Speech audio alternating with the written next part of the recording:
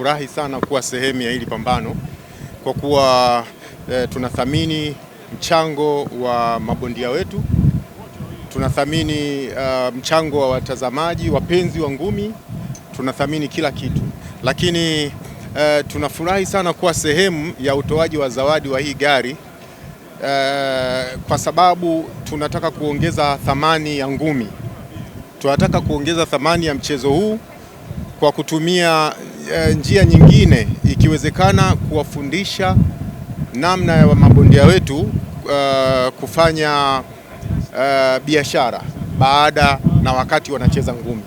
Kwa hivyo Distinction Limited tutatoa mafunzo ya miezi 3 mpaka 6 kwa champion wa pambano hili kwa kupitia gari hii, namna ya kufanya biashara na namna ya kufanya apate kipato kingine, ukiacha utaratibu wa upatikanaji wa kipato kupitia boxing.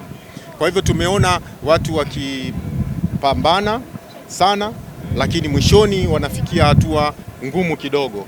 Zawadi zingine huwa zinakuja na zinakuwa mzigo tena kwao. Sasa sisi tumeamua kupitia gari hili pia kuwatrain namna ya kufanya biashara, zikiwemo biashara za mtandao wa magari, usafirishaji wa magari, vitu kama hivyo. Kwa hivyo Distinction tunafurahi sana kuwa sehemu hii. Asante sana, asante. PK Pharmacy ni miongoni mwa wadau wakubwa ambao wanahusishwa ama wanahusika kwenye swala la afya za mabondia. Kwenu hili lina ukubwa gani, pia na vile mmejipangaje katika kuhakikisha mabondia wanakuwa safe kwenye hiyo siku ya tukio?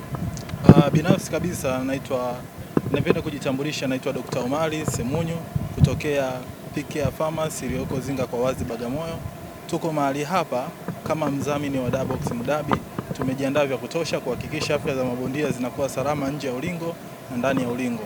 Tuko hapa kwa ajili ya kutoa zawadi ya gari kwa yule mshindi ambaye atakayeshinda tarehe 24 mwezi wa 7. Kwa hiyo tunawahakikishia watu wote wawepo hiyo siku, na sisi kama PK Pharmacy tumejihakikisha kutoa usalama kwa mabondia wetu wote na kwa watu wote hiyo siku.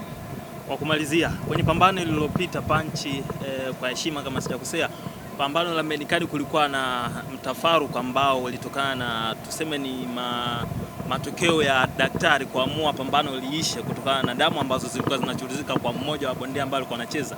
Kwenu hili safari hii mmejipangaje katika kuhakikisha mnaweza kucontrol pengine hasira na kucontrol maamuzi yenu ambayo yatatokana na baadhi ya matukio ambayo yatatokea kwenye ring? Sisi kama PK Pharmacy tumejihakikisha vya kutosha, na pia mimi ni daktari wa mabondia nchini Tanzania. Kwa hiyo nitahakikisha kila jambo linakwenda sawia, lakini pia sisi tunaongezwa na sheria zetu. Kwa hiyo huwa tunamwangalia mgonjwa wetu anaendeleaje, kwa sababu kuna maisha baada ya ulingo. Kwa hiyo bondia wetu akiwa sawa, sisi ndio furaha kwetu. Sisi tunahakikisha usalama.